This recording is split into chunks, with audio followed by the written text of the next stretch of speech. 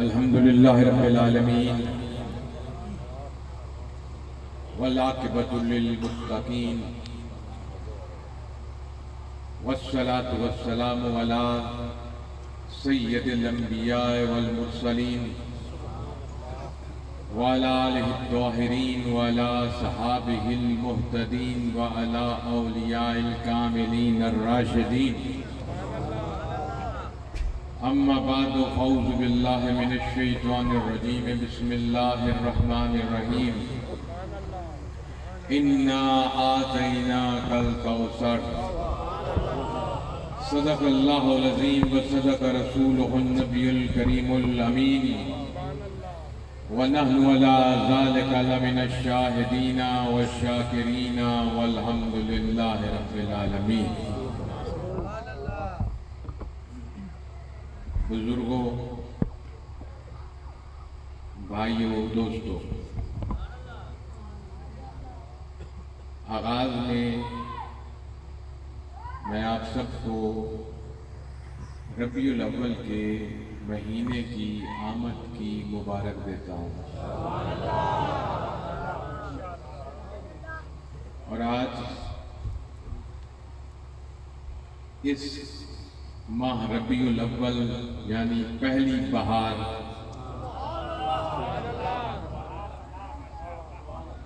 रबी उल अव्वल का माना पहली बहार बनता है। आज उसकी पहली तारीख है और इस माह को निस्बत है आमद रसूल सल्लल्लाहु अलैहि वसल्लम की, और उस सिलसिले में आपकी ये मुबारक और पाक महफिल इनकाद पज़ीर है। मुझे भी इंतजामिया के एक फर्द ने आकर कहा कि जनाब 1 घंटा गुफ्तगू फरमाएं। इसकी तो मैं माजरत चाहता हूं, क्योंकि सुबह से कुछ ऐसे कामों में मसरूफियत गुजरी कि इस वक्त जिस्मानी ताकत 1 घंटा बोलने की मुतहम्मिल नहीं हो रही। बात 1 घंटे में भी हो सकती है और 1 मिनट में भी हो सकती है।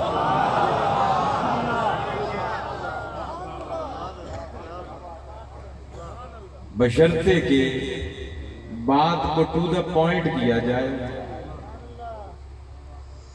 और सीधी सादी बात की जाए जो लोगों के पल्ले भी पड़ जाए और हम सबका उससे भला भी हो जाए। अभी हमने बड़े खूबसूरत पहले नाथ खान हजरात से बड़े कलाम सुने, तरह तरह के कलाम जो कि मेरी जिंदगी में मैंने पहली दफा ऐसे कलाम सुने। मैं मशकूर हूं नाथ खान साहब का, उन्होंने उसमें हमारी तारीफ की और अच्छे अल्फाज से याद किया। लेकिन जनाब, हम सब इस महफिल में एक नौकर की हैसियत से हाजिर हैं। अगर कुछ बनकर कोई आया है तो खाली जाएगा, और अगर कुछ झुककर आजिज़ी के साथ कुछ लेने के लिए आया है तो बहुत कुछ लेके जाएगा।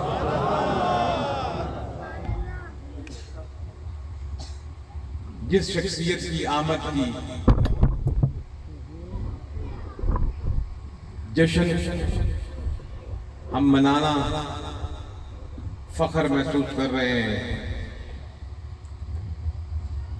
ये अल्लाह रब्बुल इज़्ज़त का वो एहसान अज़ीम है, वो इनाम है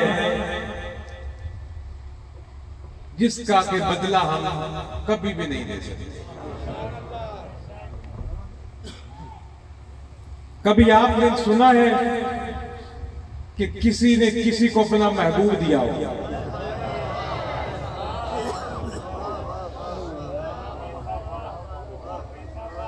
ये पूछे उससे जो मोहब्बत करने वाले हैं, और इसका जवाब वो शख्स आसानी से दे सकता है जिसने किसी से मोहब्बत की है, चाहे हकीकी मोहब्बत हो या चाहे मजाजी मोहब्बत हो, मोहब्बत तो की हो।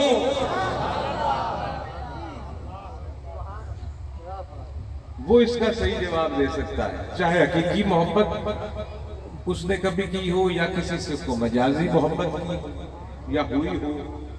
मोहब्बत न रंग देखती है, न जात देखती है, न अमारत देखती है, न शानो शौकत देखती है, न मर्द देखती है, न औरत देखती है। मोहब्बत बस मोहब्बत ही होती है।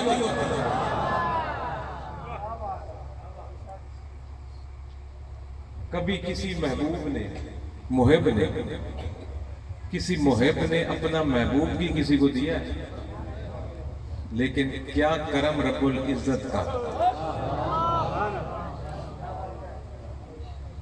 क्या एहसान अजीम उस अजीम हस्ती का, किस अजीम हस्ती का जो अल्लाह समद है, यानी बेनियाज है वो जात, उसको किसी की जरूरत नहीं, उसको ना हमारी इन महफिलों की जरूरत है,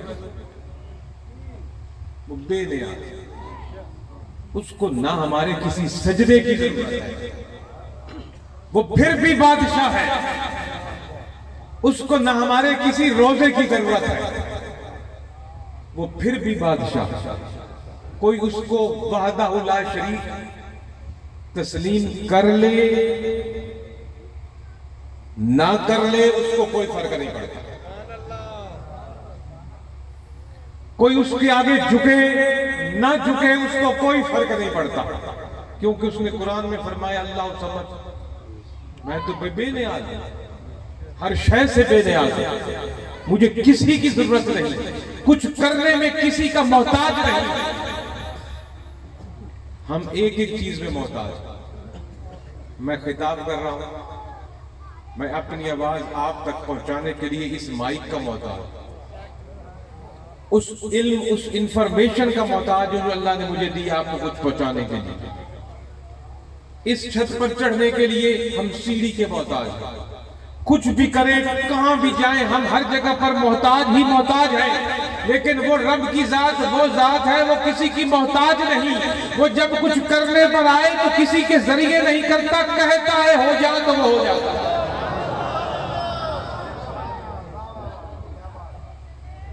वो इतनी सुभान जात है, इतनी बुलंद जात है, इतनी सुभाना रब्बेल आला और सुभाना रब्बेल अजीम जात है कि हमारे तसव्वुरात उस बुलंदी तक नहीं पहुंच सकते जितना वो बुलंद है।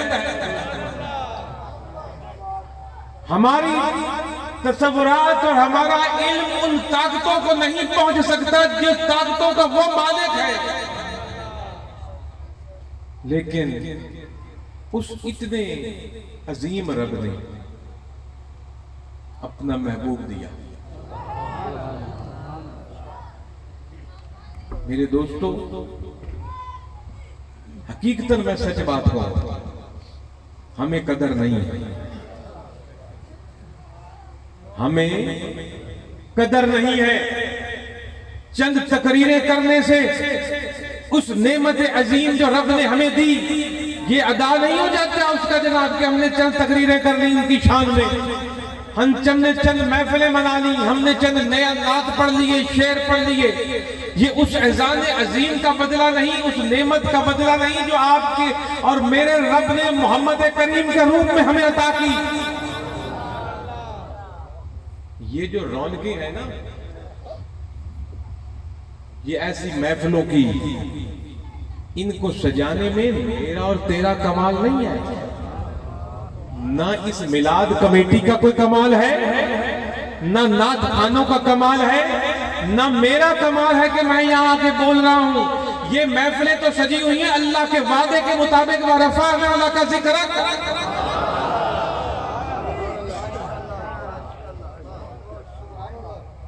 वरना तू और मैं कौन है। हाँ, हम शुक्र जरूर बजा सकते हैं, कि अल्लाह जब तुमने व रफाना लका जिक्रक का वादा पूरा किया तो हमें किसी ना किसी थोड़ा सा हिस्सा दे दिया, थोड़ा सा हिस्सा दे दिया किसी को उसमें बैठकर नात पढ़ने का, किसी को थोड़ा सा हिस्सा दे दिया जनाब मिलाद कमेटी के साथ कोई ताबुन करने का, किसी को थोड़ा सा हिस्सा दे दिया कि वो बैठ के वहां को दरसो तदरीस और वाज़ो नसीहत कर सके, किसी को हिस्सा दे दिया कि उसने ये माइक्रोफोन लगाकर लगा दिया, किसी को हिस्सा दे दिया कि उसने चरागा कर दिया, किसी को हिस्सा दे दिया कि उसने लंगर पका दिया, किसी को हिस्सा दे दिया कि उसने उस दौलत से जो रब ने उसे अता की उसमें से कुछ हिस्सा इस रफाना लका जिक्रक में लगा दिया। वरना कुरान की हिफाजत और साहिब कुरान के जिक्र की बुलंदी, इन दो चीजों का जिम्मा खालिक कायनात ने अपने जिम्मे लिया हुआ है। वरना जो पिछला हशर इल्हामी किताबों के साथ हो गया वो कुरान के साथ भी हो सकता था, लेकिन रब ने जिस पर कुरान उतारा उस साहिब कुरान के जिक्र की बुलंदी को भी और जनाबे वाला कुरान की हिफाजत को भी जिम्मा अपने लिए लिया। इसलिए हर गुजरते दिन के साथ हजूर का जिक्र बुलंदी ही की तरफ जाएगा। और यकीन कर लीजिए मेरे दोस्तों, ईमान रखिए इस बात पर, हजूर के जिक्र की बुलंदी का सबसे बड़ा आलम उस वक्त होगा जब हशर का मैदान होगा।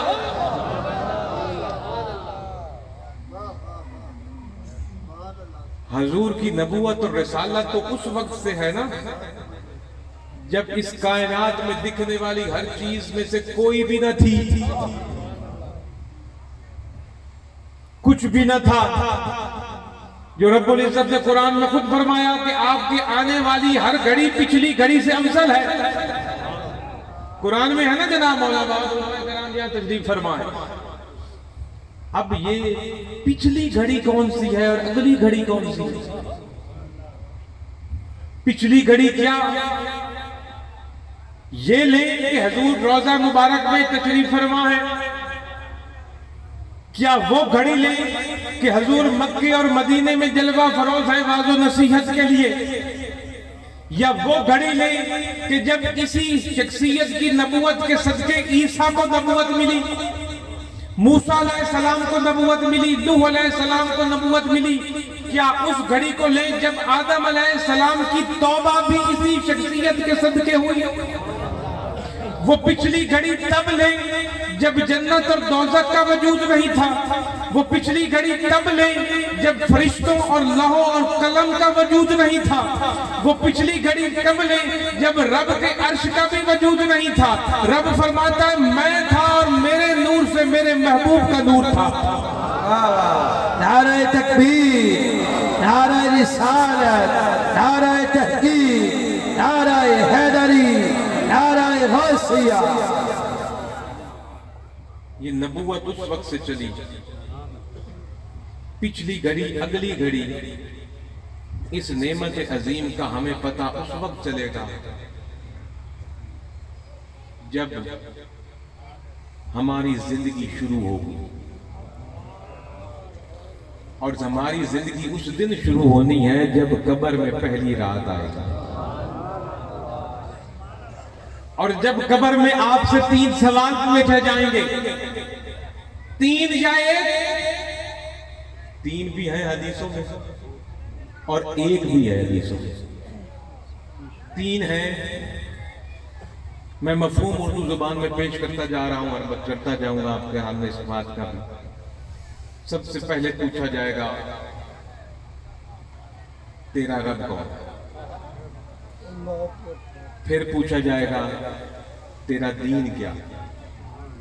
फिर पूछा जाएगा ये जो शख्सियत तुम्हारे सामने है इसके बारे में क्या ख्यालात रखता था। या बाज हदीसों में पहले दोनों सवाल नहीं है, एक ही सवाल है और आखिरी यार वो पूछा जाएगा इस शख्सियत के बारे में तेरे क्या ख्यालात थे दुनिया की जिंदगी में जो तेरे सामने जलवा फरोज है। अब अगर 3 सवाल ही ले लिए जाएं तो गौर अगर करें तो पहले 2 सवालों के बाद कोई गुंजाइश नहीं रहती 3 सवालों की, मैं आपको सामने साबित करता हूं। लेकिन फिर भी तीसरा सवाल वो रखा गया क्योंकि आज हदीसों में है कि है ही वही है। पहला सवाल, मन रब्बू, तेरा रब कौन था? गौर से मेरी बात सुनिए, इन मिलादों में हमें कुछ गौर से अपने इल्म में इजाफा करना चाहिए। रब्बुल इज्जत ने ये नहीं पूछा, उधर जो सवाल किया गया ये नहीं कहा गया कि तेरा अल्लाह कौन है, पूछा गया तेरा रब कौन है। ये नहीं कहा गया कि अल्लाह कौन है तेरा, किसको वाहदाहु ला शरीक मानता था, किसके आगे झुकता था, से पूछा गया मन रब्बू का, तेरा रब कौन है। रब कहा जाता है पालने वाला। क्या दुनिया में तू ये समझता था कि तेरी दौलत ने तुझे पाला? क्या दुनिया में समझता था कि तेरे माँ बाप ने तुझे पाला? क्या दुनिया में ये समझता था कि तेरे कारखानों में और तेरी जमीनों ने और तेरी जागीरों ने और तेरे ओहदे ने तुझे पाला? या पालने वाला कोई और था? ये बता कि तेरा पालने वाला कौन था। तो उस वक्त जिसने दुनिया में ये समझा होगा ये तो सब सबब है, असबाब है, दौलत भी देने वाला कोई और है, इज्जत देने वाला कोई और है, जिल्लत देने वाला कोई और है, माँ बाप देने वाला कोई और है, औलाद देने वाला कोई और है, जिंदगी और मौत देने वाला कोई और है, बिरादरी और रिश्तेदार देने वाला कोई और है, जलील करवाने वाला और फिर इज्जत के साथ मनसबों पर बिठा देने वाला कोई और है, बादशाह बना देने वाला कोई और है, फकीर बना देने वाला कोई और है, इज्जत देकर आजमाने वाला कोई और है, इज्जत लेकर आजमाने वाला कोई है, दौलत देकर आजमाने वाला कोई और है, गुर्बत देकर आजमाने वाला कोई और है, सेहत देकर भी आजमाने वाला कोई और है, बीमार करके भी आजमाने वाला कोई और है, सुख और खुशी देकर भी आजमाने वाला कोई है, और परेशानी और गम देकर भी आजमाने वाला कौन है? आप बताओ वो कौन है? ये कब्र का पहला सवाल है। और उस वक्त जो कामिल ईमान शख्स है वो कहेगा मेरा अल्लाह मेरा रब है, मुझे पाला मेरे रब ने, कभी माँ बाप के जरिए से तो कभी कारखाने के जरिए से तो कभी किले और एकड़ से आमदन देकर, कभी दुकानदारी से मुनाफा देकर, हकीकतन पीछे से देने वाला और पालने वाला और पलवाने वाला वो है मेरा रब, जिसको अल्लाह वहदहु ला शरीक है। उसके बाद दूसरा सवाल होगा जो बहुत ही इंतहाई गौर तलब सवाल है, और वो सवाल है मान लिया कि तुझे पालने वाला, तेरे पास जो कुछ था मान लिया, तूने इकरार कर लिया कि अल्लाह ने दिया, मान लिया तेरे पास दौलत भी अल्लाह की, तेरे पास इज्जत भी अल्लाह की, तेरे पास औलाद भी अल्लाह की, तेरी बिरादरियां भी अल्लाह की अता, तेरी वजारत और तेरी बादशाहियां भी अल्लाह की अता, तेरे पास इल्म भी अल्लाह की अता, क्योंकि जाती मालिक तो अल्लाह ही है। इस कायनात में तो जिसके पास कुछ भी है अताई है। मान लिया कि तेरे पास जो कुछ था, तू कह रहा है मैं इकरार करता हूं कि मेरा सब कुछ रब की दिया हुआ था, अल्लाह का दिया हुआ था, मेरा रब वही था। अब ये तो बता, उसने जो तुझे सब कुछ दे दिया इस दुनिया में, अब ये बता तेरा दीन क्या था, तेरा उस दुनिया में वे ऑफ लाइफ क्या था, ज़ाब्ता हयात क्या था? वहां नहीं पूछा गया तेरा मजहब क्या था, पूछा गया बता तेरा दीन क्या था। तो दुनिया में जिसको रब क्या कह रहा है, क्या उसके बताए हुए दीन पर चला, उसके बताए हुए वे ऑफ लाइफ को तूने इख्तियार किया, उसके बताए हुए ज़ाब्ता हयात को तूने इख्तियार किया? अब ये बता तेरा ज़ाब्ता हयात क्या था, तेरे जिंदगी गुजारने के असूल क्या थे, तेरा शबो रोज कैसे गुजरता था, तेरी रातें कैसे गुजरती थी, तेरे कारोबार की कमाई हलाल थी कि हराम थी, तेरी औलाद की परवरिश कुरान और सुन्नह के मुताबिक थी या मुखालिफ थी, तेरा कौल फेल चाल ढाल कुरान और सुन्नत के मुताबिक था कि मुखालिफ था, तेरा लोगों के साथ रख रखाव, चलना फिरना, उठना बैठना, तेरी सियासत करना, तेरे कारोबार करना, तेरी तिजारत करना, तेरी अदलिया सजाना, तेरी थानेदारियां करना, तेरी वकालतें करना, तेरी डॉक्टरियां करना, तेरी इंजीनियरिंग करना, क्या सारी की सारी कुरान और सुन्नत उस ज़ाब्ता हयात के मुताबिक था कि कुछ और था? ये दूसरा सवाल है कब्र का। और जिसने पहले सवाल रब से निकला होगा, अगर वो कामिल ईमान होगा और उसने दुनिया में नबी पाक के हर हुक्म पर लब्बैक कहा होगा, वो आशिक बना, ऐसा आशिक बना कि जिधर रसूल का मुंह उधर उम्मती का मुंह। और अगर देखना है कि वे ऑफ लाइफ की सही तशरीह कहां से मिलती है कि दीन को ज़ाब्ता हयात हमने कैसे समझना है, तो क्या म्यार है? मेरे पीर हुसैन की जिंदगी,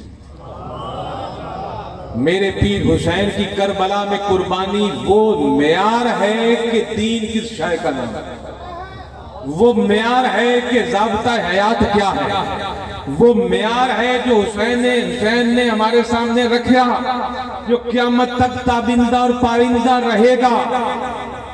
वो वे ऑफ लाइफ हमें नमाजों से बढ़ के कुछ और दिखाता है, हमें हर बातिल के सामने खड़ा होना दिखाता है। तो वो वे ऑफ लाइफ, ये दूसरा सवाल है।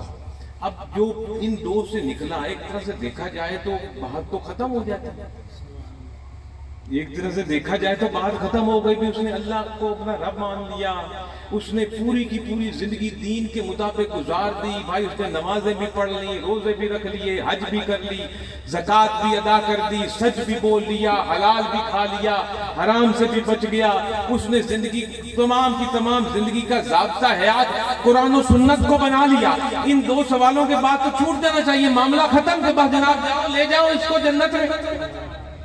लेकिन बात खत्म नहीं हुई, आखिरी सवाल आके खड़ा है और हजूर की, और ये नहीं पूछा गया कि तुम्हारी जिंदगी में अल्लाह का रसूल कौन आया या नबी कौन आया, नाम बताओ उसका, ये सवाल नहीं है। पूछा गया ये शख्सियत, हजूर की शख्सियत को आगे लाया जाएगा। ये जो शख्सियत तुम्हारे सामने है, इसके बारे में दुनिया में क्या अकीदा रखता है? बात यहां खत्म होती है। इसीलिए हम कहते हैं अपने अकायद दुरुस्त करो, औलियाए कराम के साथ चिपट जाओ तो हमें तुम्हारा अकीदा दुरुस्त करें। अकीदा दुरुस्त नहीं होगा तो न दीन ज़ाब्ता हयात बनाना कबूल आएगा अल्लाह की बारगाह में। अकीदा दुरुस्त पूछा जाएगा, ये जो शख्सियत तुम्हारे सामने है इनके बारे में जरा बता ना, मिंबरों पर खड़े होकर गला फाड़ फाड़ के क्या कहता था, क्या कहता था कि दीवार के पीछे पता नहीं, क्या कहता था कि अगर ख्याल आ जाए तो नमाज खत्म हो जाएगी, या क्या अकायद रखते थे आज वो तो बता। वो अल्लाह सुनना चाहता है और उन अकायद से जब बंदा निकलेगा, जब उस अकीदे की दुरुस्तगी वहां आएगी, उसके बाद उसको कहा जाएगा जा अब तेरा इस्लाम को ज़ाब्ता हयात इख्तियार करना भी कबूल है और जा अब अल्लाह को रब मानना भी कबूल है, क्योंकि अब तेरे अकायद दुरुस्त हुए हैं शख्सियत के बारे में। इसलिए मैंने अर्ज किया कि हम लोग ये एहसान अजीम नहीं उतार सकते जो अल्लाह ने हम पर किया। ये चंद मिलाद मना लेने, ये बहुत बड़ी खुशकिस्मती की बात है कि अल्लाह हमसे ये काम ले ले। हकीकतन मेरे भाइयों, जितने मिलाद मुस्तफ़ा पाकिस्तान में होते हैं ना, मेरे ख्याल में और कहीं नहीं होते, शायद इंडिया में कहीं होते हों, क्योंकि इंडिया में भी काफ़ी इस चीज़ का रुझान है। लेकिन जितनी ही इस किस्म की महफिलें मुनक़िद होती हैं ना, मेरा इंफॉर्मेशन के मुताबिक नहीं है कि किसी और इस्लामी मुल्क में इतने इस किस्म के फंक्शंस मुनक़िद होते हैं जिनको मिलाद मुस्तफ़ा का नाम दिया जाता है। क्योंकि मिलाद मुस्तफ़ा का मतलब मिलाद मौलूद से पैदाइश, किसकी पैदाइश? मुस्तफ़ा की पैदाइश। ये एक तरह से तौहीद कॉन्फ्रेंस भी है मिलाद मुस्तफ़ा, ये एक तरह की तौहीद कॉन्फ्रेंस भी है, इसलिए कि हम किसी की मौलूद होने को और किसी की मिलाद मना रहे हैं तो मखलूक समझ रहे हैं तो मना रहे हैं ना। तो तौहीद कॉन्फ्रेंस तो हो गई ना। तौहीद का मतलब है ना कि अल्लाह एक है, उसको ना किसी ने पैदा किया ना उससे कोई पैदा हुआ, उस जैसा कोई सिफात में कोई है ही नहीं। तो रब की तो मिलाद की महफिल हो नहीं सकती ना, क्योंकि वो तो पैदा ही नहीं हुआ, वो तो खालिक है। हर चीज ही मखलूक है। ये माइक्रोफोन भी मखलूक, आप और मैं भी मखलूक, ये मोबाइल फोन भी मखलूक, सूरज चांद सितारे भी मखलूक, दिन और रात भी मखलूक, महीने दिन और साल भी मखलूक, ये सोफे भी मखलूक, औलिया भी मखलूक, गौस और अबदाल भी मखलूक, अंबिया भी मखलूक, रसूल भी मखलूक, जन्नत और दोज़ख भी मखलूक, फरिश्ते भी मखलूक, जिन्नात भी मखलूक, परिंदे उड़ते हुए भी मखलूक, पानी की तह में तैरती हुई मछलियां भी मखलूक, सब मखलूक हैं। तो हम अगर उस तमाम मखलूक में से जो सबसे अफजल अशरफुल मखलूक है, और अशरफुल मखलूक में तमाम अंबिया अफजल हैं, और फिर तमाम अंबिया में से सैयदुल मुरसलीन अफजल हैं, इमामुल अंबिया अफजल है, हम भी तो उन्हीं का मौलूद मना रहे हैं, मिलाद मना रहे हैं, मतलब वो मखलूक है, खालिक नहीं है। ये तौहीद कॉन्फ्रेंस है। कौन कहता है जी कि मिलाद मनाना गैर शरई है? हम मखलूक समझ के मना रहे हैं। हम उस एहसान अजीम के आगे झुक रहे हैं कि अल्लाह तूने इतना बड़ा एहसान हम पर किया कि इस माह मुकद्दस में हम एक ऐसी शख्सियत अता की जिनके आने का मकसद है कि तेरे अहकामात हम तक पहुंचाना, तेरी आयतें हमारे सामने पढ़ना, हमें इल्म सिखाना, हमें हिकमत सिखाना। क्योंकि अगर हिकमत ना आए तो इल्म बेमाना हो जाता है, और इल्म ना आए तो आयतें सुनना बेमाना हो जाता है। खाली इल्म पढ़ लेना ही काफी नहीं, उस इल्म के साथ नबी पाक ने हमें हिकमत भी सिखाई। इस मकासद के लिए सरकार तशरीफ लाई, बहुत बड़ा एहसान अजीम है, हम उसकी खुशी मनाते हैं। और इस तरह की खुशी मनानी तो वाकई मेरे ख्याल में कोई गैर शरई चीज मुझे तो नजर नहीं आ रही, क्योंकि ऐसी कोई नमाज भी इस वक्त कज़ा नहीं हो रही कि हम वो छोड़कर जहां बैठ गए। या एक सवाल ये होता है कि ये जो बत्तियां आपने लगा दी हैं, यही पैसे किसी गरीब को दे देते। मुफ्ती साकिर साहब सवाल होता है ना, ये जो इतना खर्चा कर दिया आपने, ये किसी गरीब की जनाब आप शादी करवा देते तो बड़ा सवाब मिल जाना। हाँ जी, तो तौहीद कॉन्फ्रेंसों पर भी तो खर्चे इसी तरह होते हैं। चलो उसको तो एक साइड से रख लें। काबे की गिलाफ की तारीफ कभी आपने सुनी? काबे के गिलाफ, काबे के ऊपर जो गिलाफ लगा हुआ है ना, उसकी कीमत अगर पाकिस्तानी करेंसी में लेकर आ जाए तो 100 करोड़ से ज्यादा है। इस वक्त के काबे के गिलाफ की जो काबे के चढ़ लगा हुआ है, खालिस रेशम से वो बना हुआ है, और जो उस पर तहरीर हुई हुई है ना कुरान की आयतें, वो खालिस सोने की हैं।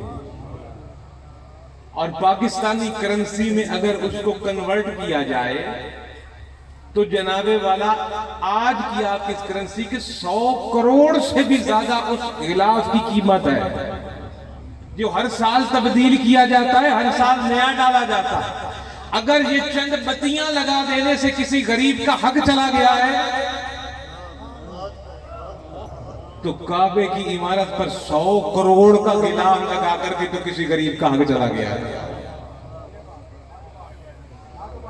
अगर ये बत्तियां और चिरागा लगाना बेमकसद है, तो काबे पर भी तो गिलाफ दिलाना बेमकसद है। भाई वो तो काबा या गिलाफ हो ना हो, वही इमारत है। इब्राहिम अलैहिस्सलाम ने जो काबा तामीर किया था, उस पर तो कोई गिलाफ नहीं डाला गया। उनके बाद जितने अंबिया तशरीफ लाए, काबे पर कोई गिलाफ नहीं था। यहाँ तक कि नबी मोहतरम हजरत मोहम्मद मुस्तफा सल्लल्लाहु अलैहि वसल्लम के दौर में भी काबे पर कोई गिलाफ नहीं था। इसी तरह है ना जी, खुलफा राशिदीन के दौर में भी काबे पर गिलाफ नहीं था। बाद में गिलाफ आया काबे पर, किस लिए लाया जी? कुरान के कुछ मकान की जो अल्लाह का घर है उसकी अजमत के लिए उस पर हमने गिलाफ डाला है। जैसे कि कुरान मजीद को भी ये गिलाफ में रखा जाता है कि अजीम किताब है, गिलाफ में डाला। काबे को भी ऊपर भी हमने गिलाफ डाला कि खाली इमारत नजर ना आए, उसके तकद्दुस और एहतराम के लिए हमने करोड़ों का गिलाफ ऊपर लगा दिया। आओ काबे पर तो करोड़ों का गिलाफ, और जो काबे का काबा हो, जिसके कदमों से वो काबा बना हो।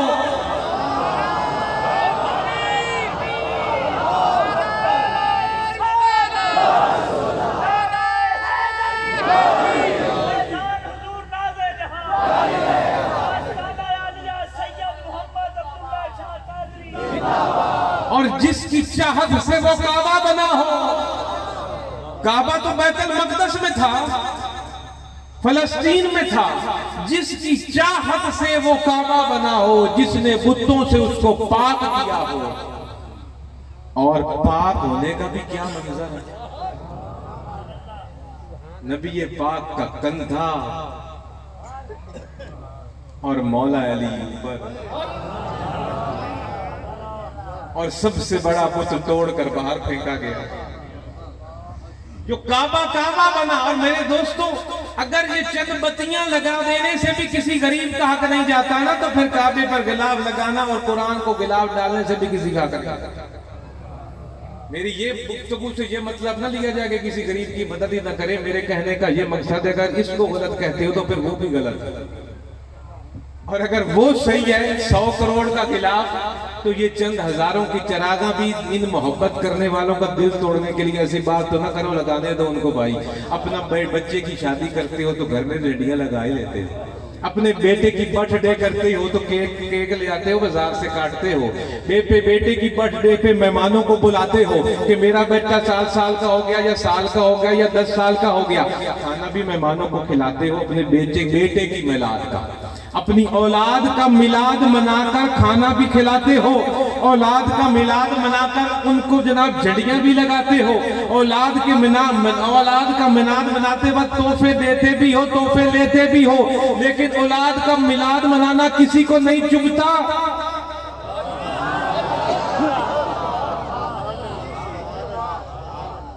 फिर औलाद का मिलाद भी मत बनाओ। बर्थडे जिसको या सालगिरह हमारी जुबान में अरबी में मिलाद हो गया ना। मैंने तो कभी नहीं सुना किसी मौलवी ने फतवा जारी किया हो कि जनाब आज के बाद अगर कोई अपनी औलाद का मिलाद मनाएगा या बर्थडे करेगा तो ये बिदअत है, हराम है। मैंने तो नहीं सुना।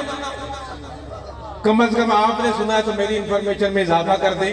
मैंने कहीं से ये आज तक फतवा नहीं सुना कि अपने बेटी या बेटे का बर्थडे मनाना, केक काटना, मेहमानों को खिलाना और खाना, तोहफे लेना और देना, अच्छे लिबास पहनना और अच्छे लिबास पहनाना, चिरागा करना और झंडियां लगाना और घर को सजाना हराम है, मत करो, ये बिदअत है। मैंने तो नहीं सुना। औलाद को रसूल पाक के जितना तो समझ लो। और अगर कोई मोहब्बत वाला रसूल अल्लाह का बर्थडे मना दे तो तुझे बिदअत नजर आती है, तुझे हराम नजर आता है। ला इलाहा इल्लल्लाह मुहम्मद रसूलुल्लाह। अकल कहां चली गई है। मैं मानता हूं कि मिलाद में ऐसे काम नहीं होने चाहिए जो उसकी शरीयत के खिलाफ हो जिसका मिलाद है। लेकिन नात पढ़ना, कुरान पढ़ना, किसी आलिम को बुलाकर लोगों को वाज़ो नसीहत करना, ये ऐसा काम नहीं है। फिर जुलूस निकाल लेना खुशी में। मैंने आज तक नहीं सुना कि कोई सियासी लीडर बाहर से आया, उसका जुलूस निकले और कहें जी बिदअत पैदा करें। टीवी चैनल चढ़ के कवरेज कर रहे होते हैं। एक आलिम के मुंह से मैंने नहीं सुना।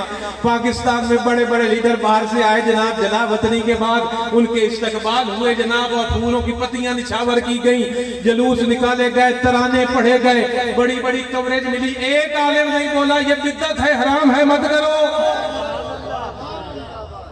और अगर रसूलुल्लाह की शान में जुलूस निकाल लें गुलाम मुस्तफा, और नारे लगा लें और झंडियां फेंक दें और रास्ते से गुजरते जाएं और सलीफे चलती जाएं, तो ये बिदअत हो गई। इन्ना लिल्लाहि व इन्ना इलैहि राजिऊन।